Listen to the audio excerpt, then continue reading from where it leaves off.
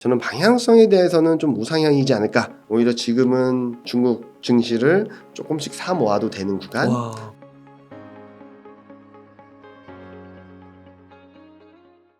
일단은 뚜렷한 방향성은 없는 것 같아요. 네. 코스피가 2600선을 넘어설 듯 하다가 다시 2550선으로 내려오고, 또 그 전 흐름들을 보면은 정신없이 빠질 것 같았는데 2480에서 지지력을 받고 바로 2600선까지 올라오기도 하고, 네. 이런 불안정한 흐름인데, 그렇다고 해서 하단이 막 깨지고 내려가는 그림은 아니거든요. 네.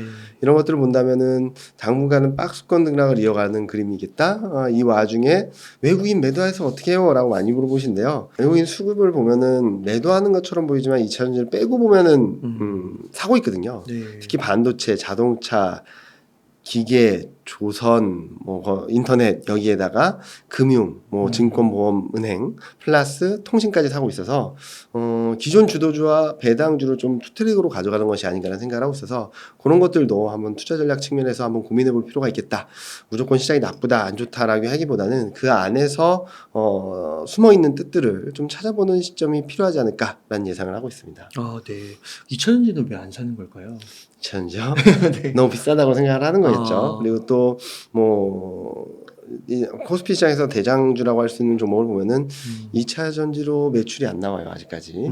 내년 하반기, 내년 말이나 돼야지 2차 전지로 매출이 나올 텐데, 외국인이 보는 입장에서는 그런 플랜이 있고 계획이 있다 하더라도 좀 최근 흐름들은 좀 과하게 반응한 거 아닌가라는 생각을 하면서, 올해 연초 이후 철강업종 하나만 8조 9천억, 9조 가까이 팔았거든요, 외국인이. 네.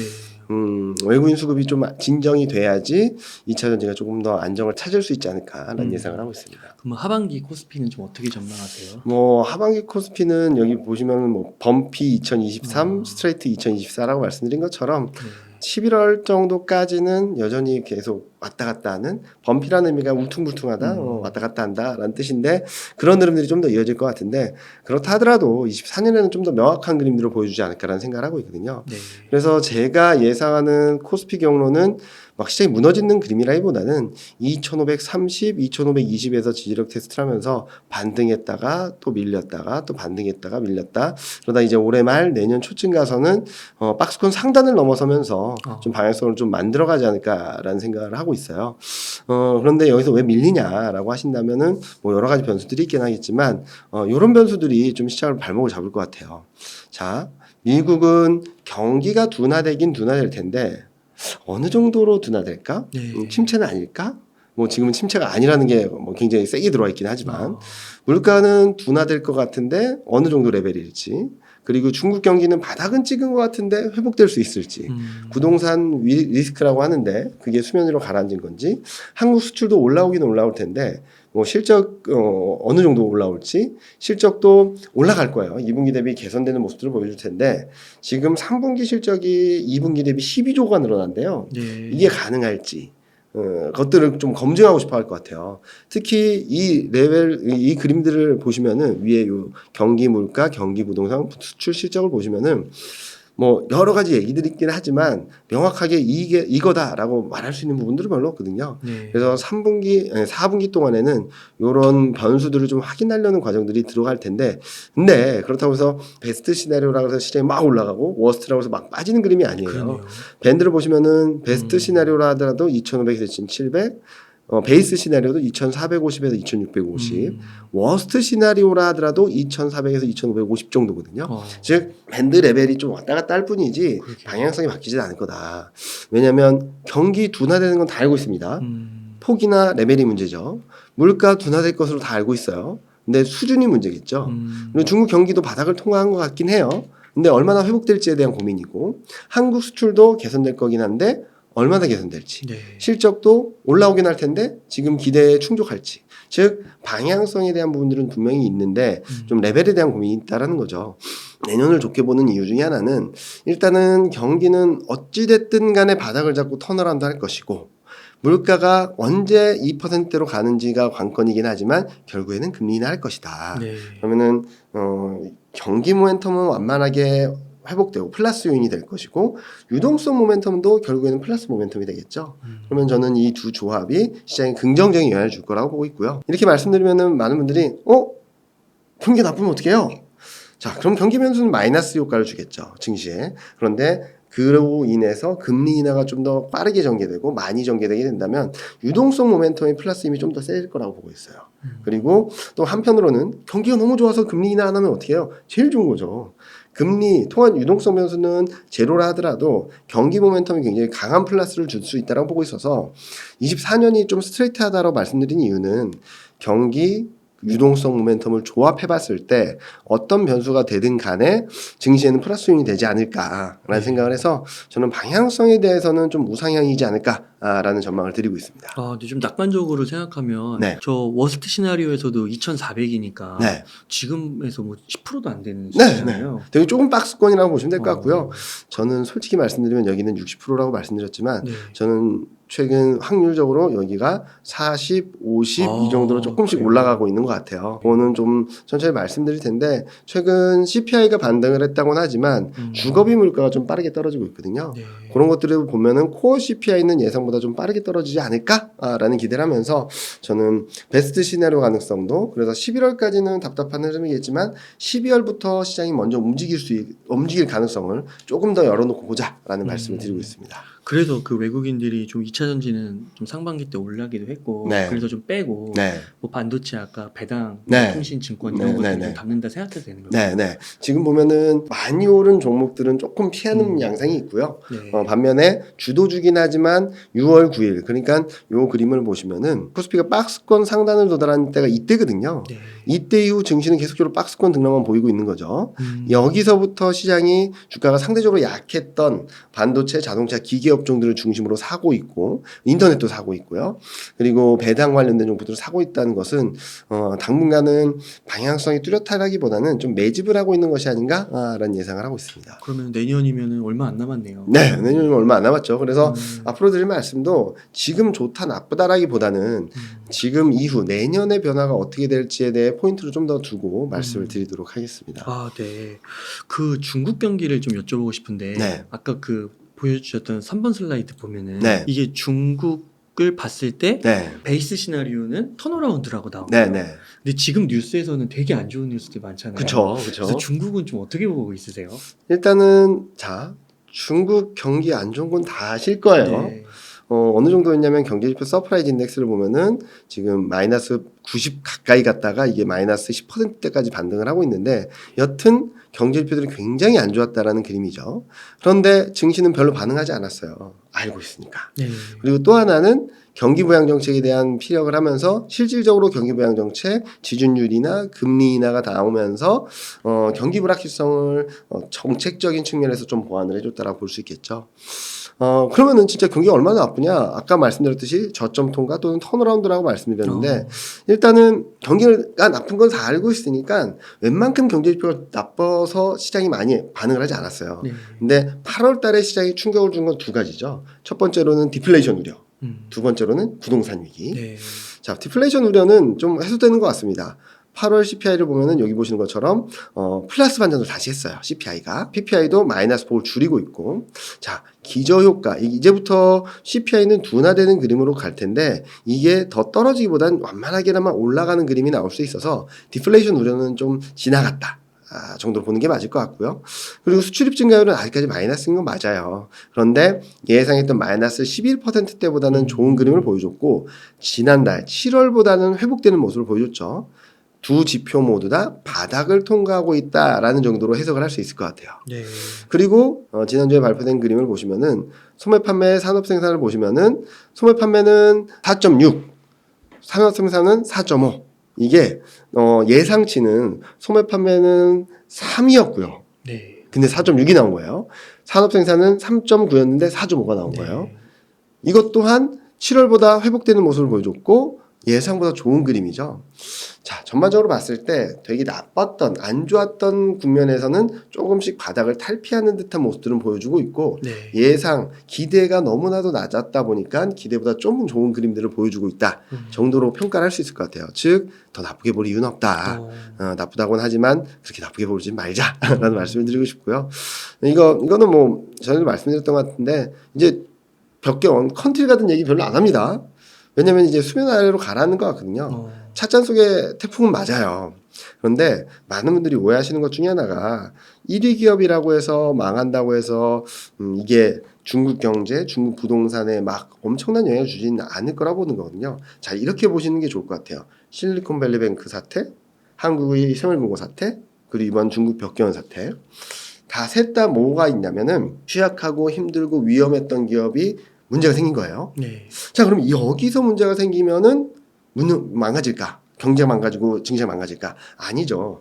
얘네가 문제가 생겨서 이 문제가 좋은 기업, 우량한 은행 네. 이쪽으로 전이 되는 게 문제예요. 네. 그러니까 좋을 거야, 괜찮아라고 말했던 부분들에 전이 되는 게 문제지 얘네가 문제가 생기면은 얘네들의 문제로 끝나는 경우가 많거든요. 네. 그래서 찻잔 속의 태풍이라 말씀드린 거죠. 이 찻잔 속의 태풍이 확 불거져서 막 다른 기업들까지 영향을 주는 문제가 되겠는데 정부는 그리고 중앙은행들은 이걸 차단하려는 노력을 하는 거죠. 에이, 그래도 벽개원은 판매 면적 1위라잖니. 네, 판매 면적 1위는 맞는데 판매 단가는 꼴찌예요. 무슨 의미냐면 물량 공세를 했다는 거죠. 시골에다. 아. 예를 들면 우리나라로 치면 저 시골에다가 막 아파트를 지은 거예요. 네. 그럼 판매 면적은 많겠죠. 네. 근데 단가는 낮아요. 네. 자, 그러면 이게 가격이 오르고 그래야지 사람들이 거래가 활발해질 텐데 최근 거의 2년 동안 3선과 4선 가격 증가율은 마이너스였어요. 그러니까 취약해질 수밖에 없겠죠. 그래서 중국 정부가 매긴 등급도 옐로우였습니다. 문제가 있었다라는 거겠죠. 네. 그래서 그러면은 얘가 문제가 되는 건 맞아요. 전년 대비 판매 면적 변화율도 마이너스 30%, 금액도 마이너스 35%. 자, 그러면은 얘뿐만 아니라 다들 문제일까? 아니죠. 그린 등급을 보시면 다 플러스예요. 마이너스인 것도 마이너스 3%, 마이너스 9%. 네. 즉 차별화된다라는 거죠. 실리콘밸리뱅크도 그 취약한 은행, 지방은행들과 우량한 은행, 우리가 다 알고 있는 은행들 간의 차별화가 있었고 새마을금고 사태도 우량한 은행, 시중은행과의 차별화가 있었던 거죠. 여기도 마찬가지입니다. 차별화예요. 그래서 중국 정부도 이 벽개원 사태가 그린 등급으로까지만 확산되지 않으면 시장에서는 큰 문제가 없을 거고 여기에 주력하는 거죠. 확산을 방지하는 거. 네. 자, 그럼 또 질문이 나옵니다. 판매 면적 1위인데 큰일 나는 거 아니냐. 응달님도 판매 면적 1위면은 네. 전체 중국 주택 비중에서 얼마나 차지할 것 같으세요? 아, 전체 땅에서요? 네, 전체 주택. 작을 것 같아요. 뉘앙스가. 눈치가 빠르신데요. 네. 왜냐면은 제가 이걸 되게 많이 물어봤어요. 네. 물어봤더니 네. 대부분이 20%에서 30%를 말씀하셨어요. 어. 그리고 제가 20몇 명한테 물어봤는데 그 중에 2명이 10% 말했고 한 명이 5% 말했거든요. 근데 팩트는 2.7%입니다. 훨씬 작네요. 너무 작아요. 네. 자, 그럼 두 가지를 할 수 있겠죠. 벽개원이 망한다라 그래서 중국 부동산 시장, 주택 시장이 망가지는 그림은 절대 안 나온다. 두 번째로는 뭐야? 1위가 2.7%고 3, 4위가 2%대, 4, 5, 6위가 1%대고 나머지 0%거든요. 그럼 얼마나 많은 기업들이 0.1짜리 기업들이 얼마나 많을까? 그리고 또 2위부터 어디까지 또 그린이었잖아요. 네. 문제가 없는 네. 거예요. 그러니까 무슨 말씀을 드리냐면 이래서 중국 정부가 정부 주도의 구조 조정을 하려는 거예요. 너무 난립해 있다. 자, 이 판매 비중이 100%가 되려면 0.1짜리가 과연 몇 개가 있어야 될까? 그 정도로 난립해 있다는 거죠. 네. 그래서 중국 정부가 5년물은 동결하고 1년물을 내렸는데 5년물을 동결한 이유는 구조 조정은 지속된다. 부동산 시장 전반적으로 띄워주긴 좀 어렵다. 그리고 단기물을 내린 것은 그래도 확산, 아까 보여드렸던 옐로우 등급의 위기가 그린 등급으로 확산되는 걸 철저히 방어하겠다라는 얘기를 하는 것 같아요. 네. 그리고 또 하나는 요 그림 보시면은 요 파란색이 달러 대비 위안화 약세거든요. 위로 올라갈수록 달러보다도 위안화가 더 약하다라는 그림인데 자, 보시면 3월부터 쭉 올라갔습니다. 많이 격차가 벌어졌네요. 네, 왜냐하면 경제지표가 계속 안 좋았어요. 3월 달부터. 네. 그러다가 3월 24일 중앙정치국회의에서 경기부양 의지를 피력하면서 이게 퉁 떨어졌죠. 그런 다음에 움직임이 없었어요. 자, 이 와중에 뭐가 있었냐? 벽개원 사태가 있었어요.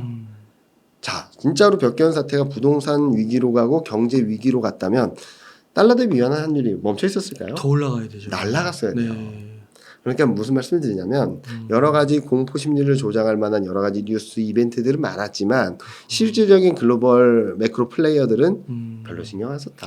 아, 이게 딱 차트로 보여주시니까 바로 네. 이해가 되네요. 그래서 저도 이 그림 보고선 뭐지? 우리가 보는 위기와 플레이, 그러니까 글로벌 자산을 글로벌 유동성을 움직이는 플레이어들 간의 괴리가 있는 건가? 라고 생각하면서 봤더니 그런 괴리가 있었고 따라서 좀 위안하는 오버슈팅이 나오긴 했지만 저는 단기적으로는 한 10월, 11월 달까지는 7.1에서 7.3 박스권 등락이 것 같아요. 네. 그러다가 이제부터는 되게 좋은 이벤트들이 있거든요. 자, 10월 1일 날에는 국경절, 네. 11월 달에는 광군제, 네. 그리고 그 다음에는 전인대, 양회. 어. 그러니까 소비 모멘텀, 소비를 기대할 수 있는 이벤트들과 정책을 기대할 수 있는 이벤트들이 쭉 나열돼 있거든요. 그러네요. 그렇게 보면은 그런 데에서 경기 부양 정책이 나오거나 소비가 살아나고 있다라는 것들이 나오면 7.1 위안을 깨고 7위안 테스트를 하다가 이제 내년에 확실하게 좋아진다라는 그림이 나오면 이제 6위안대로 가겠죠. 그러니까 네. 단기적으로는 7.1에서 7.3 박스권, 그러다가 소비가 좋다 아니면은 정책 모멘텀이 들어온다라고 하면 이거 점진적으로 내려가는 그림이라고 생각하고 있고요. 그와 반대로 중국 증시는 지금 3,100에서 왔다 갔다 하고 있는 것 같아요. 3,050, 3,200 왔다 갔다 하고 있는데 이 또한 소비 모멘텀이라든지 정책 모멘텀이 들어오면 좀 위쪽으로 만들어주면서 내년 1분기까지는 3,300, 3,400까지는 좀 열어놓을 수 있지 않을까라는 예상을 하고 있습니다. 그러면 중국 경제가 턴어라운드 바닥 네. 저점을 통과했다라고 네. 봐야지 여기서 막 더 심각하게 그죠. 위기로 가진 않을 거다. 근데 미디어는 그렇게 막 그죠. 조장하는 것 같은데. 너무 뻥튀기 돼 있는 것 같긴 한데 최근 경제 지표들을 보면은 최악상은 지나고 있다. 더 나빠지진 않는다. 그렇다고 해서 더 좋아질지에 대해서는 아까 서두에 말씀드렸듯이 궁금증은 있고 퀘스천 마크로 남아 있는데 그렇다고 해서 여기서 더 나쁘게 볼 필요는 없다. 그래서 저는 오히려 지금은 중국 증시를 조금씩 사 모아도 되는 구간. 그렇군요. 위안화는 더 세게 올라가기보다는 박스권 등락보다 점진적으로 안정을 찾아갈 수 있는 그런 시점이 도래하고 있다라는 말씀드리고 있습니다. 아까 앞서서도 좀 얘기해 주셨지만 네. 올해 뭐 베이스나 워스트나 네. 이렇게 뭐 바닥으로 저점 부분이 이렇게 막 크진 않아요. 그쵸. 하락폭이 크지 네네네, 않으니까 맞습니다. 주식을 좀 담아도 되고 되겠다. 네. 중국도 뭐 일부 담아도 괜찮을 네, 거라고 그렇게 보시는 거고. 하셔도 된다라는 말씀드리고 있죠. 그러면은 우리나라에 미치는 영향도 크지 않을 거라고 보시나요? 별로 크지 않을 거라고 생각하는데 네. 많은 분들이 걱정하시는 게 대중국 무역 수지죠. 네. 최근 전체 무역 수지는 3개월 초에 흑자를 하고 있는데 네. 중국은 적자거든요. 네. 자, 그러면은 더 나빠질까? 이 또한 더 나빠질까 아니면 괜찮을까를 봐야 되겠죠. 좀 더 긴 호흡에서는 좀 더 봐야 되긴 하겠지만 최근 한중 관계가 악화되었던 것들이 조금씩 풀려갈 듯한 모습들은 보여주고 있어요. 한중일 고위급 회담도 한다 그러고 한중 관계 간에 좀 더 나쁜 그림보다는 좀 좋은 그림들을 그려주려고 하고 있는데 그러니까 이 또한 최악에서 벗어날 것 같은데 네. 저는 솔직히 9월 달 그러니까 9월 무역 수지를 확인하는 10월 초에는 좀 좋은 그림을 보여주지 않을까 그런 생각을 하거든요. 네. 자, 여기 보시면은 네. 이게 20년 10월, 21년 10월, 22년 10월이에요. 네. 어떻죠? 안 좋아지는 거 아니죠. 이 빨간색을 보시면은 무역수지 흑자인데 좀 더 좋았고 무역수지 흑자가 튀고 이때는 1년 내내 무역수지 적자였는데 네. 이때만 흑자예요. 왜 그러냐? 9월 달에 수출이 튀어요. 매년 똑같습니다. 왜 수출이 튀냐? 이따가 좀 자세히 말씀드릴 수가 있는데 왜 수출이 튀냐면 국경절 있잖아요. 자, 웅달님이 국경절에 소비가 되게 많이 돼요. 그쵸. 그러면 장사라는 입장에서는 뭘 할까요? 장사하는 입장에서요? 네, 엄청 많이 물건이 팔려요. 물건 더 갖고 와야죠. 그죠? 물건 막 쌓아놔야 되겠죠. 맞아요. 그런 주문들이 9월 달에 많이 들어와요.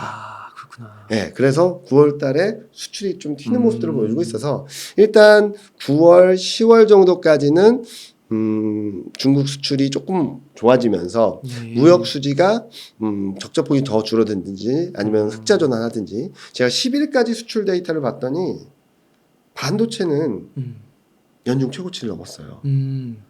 그리고 정말요? 네, 좋은 그림들이 나오고 네. 있거든요. 그리고 중국 수출도 연중 최고치 근접해 있고 그래서 9월은 한번 기대해봐도 좋지 않을까? 계절성이라는 부분들이 있긴 하지만 충분히 그동안 잠재되어 있던 불안감들을 좀 진정시켜줄 수 있을 만한 변화가 나올 수 있는 시점이다라는 생각을 하고 있습니다.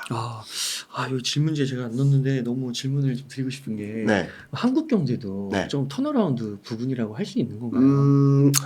몇 가지 고민스러운 부분은 있어요. 왜냐하면은 한국 경제가 저점을 통과했냐 저점이냐라는 고민들을 하긴 하는데 저는 더 나빠지는 그림은 아니다. 어. 중국하고 좀 맥을 같이 해서 본다면 한국 경제도 지금 2분기, 3분기를 저점으로 이렇게 회복세를 보이는 그림이다. OECD 경제 선행지수는 지금 6개월째 상승하고 있고요. 네.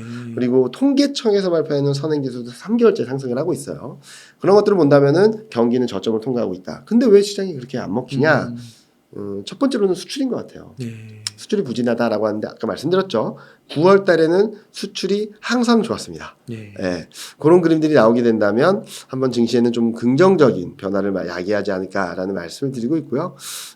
전반적인 흐름들에 있어서 불안감들을 자극할 수밖에 없는 지금 여러 가지 여건들이긴 하지만 지금 뭐 여러 가지 뉴스나 언론에서 나오는 것처럼 위기다라고 말할 정도는 아닌 것 같아요.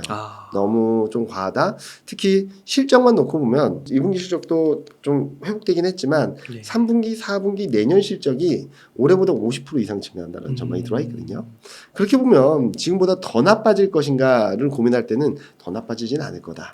점차 좋아지는 그림일 텐데 좋아지는 속도와 강도에 대한 고민들이 있을 뿐 더 나빠지는 그림까지는 확률적으로 굉장히 낮지 않을까라는 예상을 하고 있습니다. 그러면은 뭐 최악의 상황이라도 네. 지금 부분에서 조금 지속되는. 그렇죠. 바닥을 좀 더 길 수는 있어도 여기서 더 망가지는 그림은 아닐 것 같다라는 말씀을 드리고 있고 특히 반도체를 보시면 돼요. 네. 반도체 지금 현물 가격이 거의 일주일째 오르고 있거든요. 그리고 9월 말 10월 초에 발표되는 계약 가격이 올라갈 거예요. 그 의미는 뭐냐면은 반도체판이 터난다라는 네. 얘기거든요.